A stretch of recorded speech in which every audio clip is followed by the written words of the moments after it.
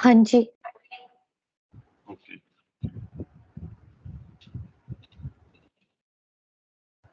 आरूढ़ लग्न हमने लग्न कर लिया था, सेकंड हाउस कर लिया था और थर्ड हाउस कर लिया था। अब इसमें जो बेसिक प्रीमाइस है वो हमेशा याद रखना है। First house creation, second house sustenance, third house destruction, fourth house again creation, fifth house sustenance, sixth house destruction, seventh creation, eighth sustenance, ninth destruction. अब वही बात है कि जब हम नाइन्थ को डिस्ट्रक्शन बोलते हैं तो भयभीत हो जाते हैं कि नौवां भाव तो हमारा भाग्य भाव है, तो वहां पे डिस्ट्रक्शन क्यों है? तो वो क्या चीज डिस्ट्रॉय हो रही है वो समझ में आएगा जब हम इसको पढ़ेंगे, या क्या डिस्ट्रॉय हम कर सकते हैं आरूढ़ को देखते हुए, क्योंकि वो धर्म भाव तो है ही, आरूढ़ लग्न से भी वो धर्म भाव है, तो इसलिए वहां डरने की जरूरत नहीं है, पर वो मतलब ऐसा है। फिर टेंथ अगेन क्रिएशन, 11th फिर सस्टेनेंस और 12th destruction.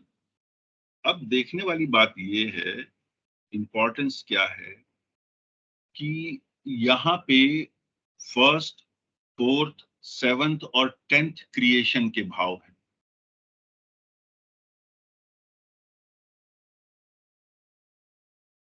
First, fourth, seventh और 10th क्रिएशन के भाव हैं। तो ये अपने आप में ये इंडिकेट करता है कि क्यों इनको केंद्र कहा जाता है। मतलब हम एक इससे इन्फ्रेंस ले सकते हैं कि ये कितने महत्वपूर्ण हैं।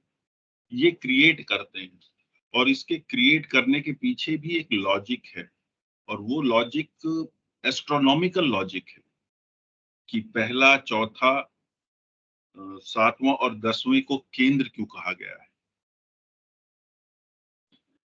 और ये निर्धारित होता है चंद्रमा के प्रभाव से।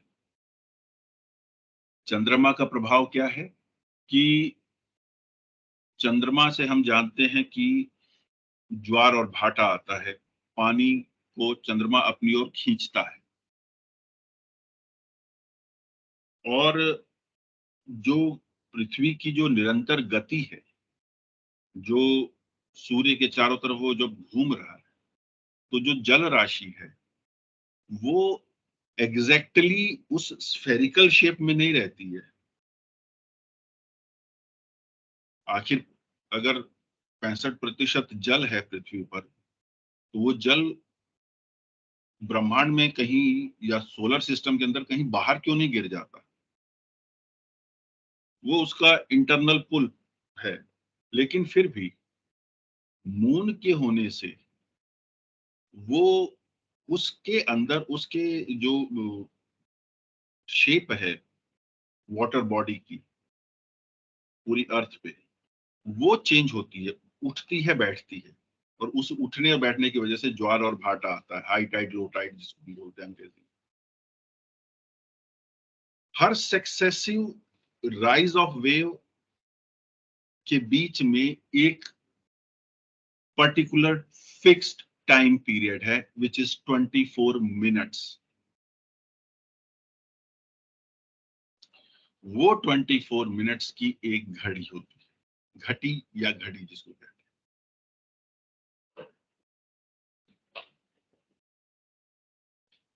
24 मिनट्स की एक घटी और 2.5 घटी का एक होरा, अर्थात आवर, घंटा एक। 2.5 घटी का एक घंटा होता है, और ऐसे 24 घंटे होते हैं दिन और रात में। तो वो कितने हो गए? 60 घटी का एक दिन रात होता है। तो वो जो मोशन है, वो जो मूवमेंट है, वो एक जगह वेव उठ रही है, फर्स्ट हाउस में अगर उठ रही है तो फोर्थ हाउस के समय वो नीचे जा रही है, सेवेंथ हाउस के समय वो फिर उठ रही है और टेंथ हाउस में फिर नीचे जा रही है। ये जो सक्सेसिव टाइम में वेव की जो मूवमेंट है, इसने डिसाइड किया है हमारा टाइम, जो वैदिक टाइम है, जिसको ही अब तक अडॉप्ट कर लिया है मॉडर्न सिस्टम ने भी, मतलब और कोई रास्ता नहीं था, पर वो प्योरली एस्ट्रोनॉमिकल पोजीशनिंग की वजह से है। और यही जो उठ रहा है और बैठ रहा है जिस सक्सेसिव मोमेंट पर, ये हमारे फर्स्ट, फोर्थ, सेवंथ और टेंथ हाउसेस को सिग्निफाई करते हैं। तो हमारे जीवन के जो उतार चढ़ाव हैं, वो सर्वाधिक यहीं पर असर देते हैं या यहीं से उठते और बैठते हैं। इसलिए इनको केंद्र भाव कहा गया है। हम आरूढ़ लग्न में आगे बढ़ रहे हैं, तो अभी हमने आ, बात की थी केंद्र भावों की, 1, 4, 7, 10, इनको केंद्र क्यों माना गया है? तो आरूढ़ लग्न में जैसा कि हमने जाना है कि फर्स्ट हाउस क्रिएटिविटी का है या क्रिएशन का है, सेकंड सस्टेनेंस का है, तीसरा डिस्ट्रक्शन का है, चौथा फिर क्रिएशन का है, पांचवा सस्टेनेंस का है, छठा डिस्ट्रक्शन, सातवां क्रिएशन, आठवां सस्टेनेंस, नौवां डिस्ट्रक्शन, दसवां क्रिएशन, ग्यारहवां सस्टेनेंस, बारहवां destruction.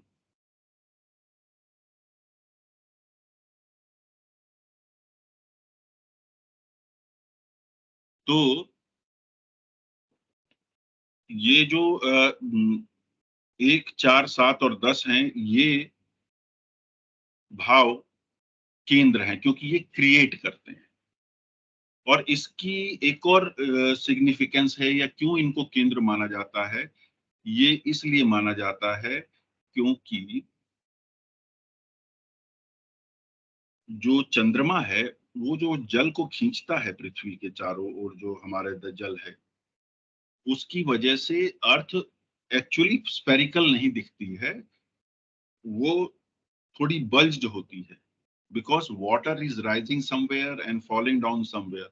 High tide, low tide वो होता रहता है, वो कॉन्टिन्यूस फिनोमिना है, क्योंकि 65% जल है और चंद्रमा पृथ्वी के चारों तरफ है, तो कहीं ना कहीं वो उतार चढ़ाव चल रहा है। वो जो उतार चढ़ाव चल रहा है, वही फर्स्ट, फोर्थ, सेवंथ और टेंथ हाउस को सिग्निफाई करता है। और एक दो सक्सेसिव उतार चढ़ाव के बीच में जो टाइम डिफरेंस है, वो एक घटी का है या एक घड़ी का, विच इज 24 मिनट्स।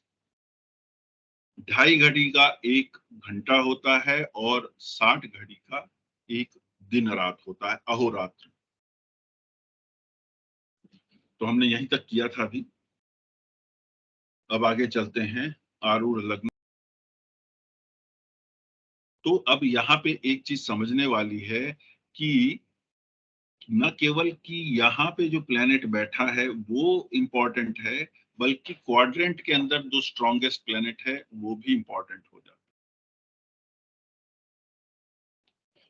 अब यहाँ पे वही वीनस एंड मून ज्वाइंटली और इंडिपेंडेंटली आस्पेक्टिंग और कंजंक्ट इन द फर्स्ट और fourth house give various luxuries and perception of royalty.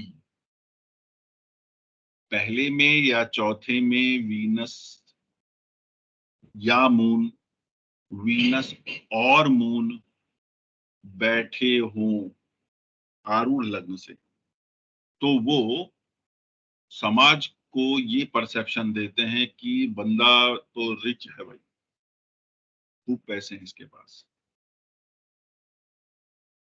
अब वो परसेप्शन क्या है, उस परसेप्शन को हम कैसे समझेंगे कि रिच नहीं है तो क्या उसको रिच समझा जा रहा है? नहीं। Again it is dependent upon देश, काल एंड पात्र। आप किन सरकमस्टांसिस में, किस गिवन फ्रेम ऑफ रेफरेंस में, किस कंटेक्स्ट में, किस संदर्भ में ये बात कह रहे हैं। एक सुदूर कोई गांव है और वहां एक जमींदार है, उसके पास 50 बैल जोड़ियां हैं, 10 मजदूर हैं, खूब सारी गायें हैं, बड़ा मकान है, आधुनिक संसाधनों से वो दूर है। और एक व्यक्ति शहर में रह रहा है, उसके पास मोबाइल भी है, एक फ्लैट है, बढ़िया गाड़ी है, कौन अमीर है?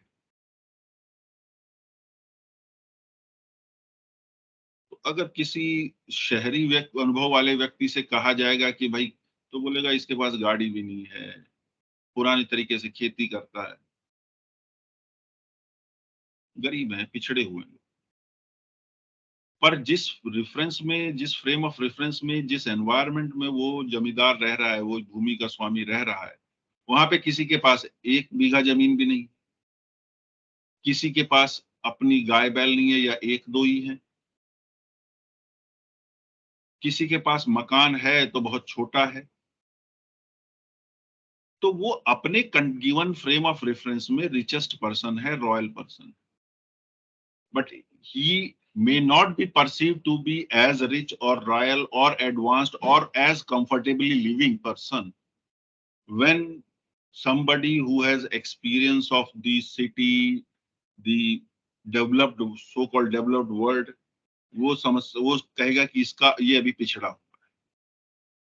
तो ये जो परसेप्शन ऑफ रॉयल्टी है, ये इस तरह यहाँ पे मैटर करेगी। तो इसलिए मून और वीनस आपको रिच तो बनाएंगे, पर आपको गिवन फ्रेम ऑफ रेफरेंस में रिच समझा जाएगा कि नहीं समझा जाएगा, वो भी यहां से डिसाइड हो, ये सभी चीजों को बताएगा।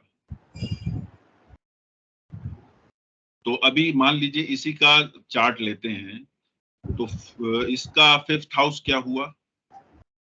कैंसर साइन, ठीक है।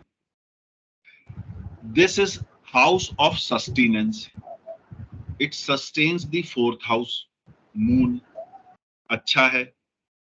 और गया भी कहाँ है मून? 2nd हाउस में, again in the house of sustenance itself.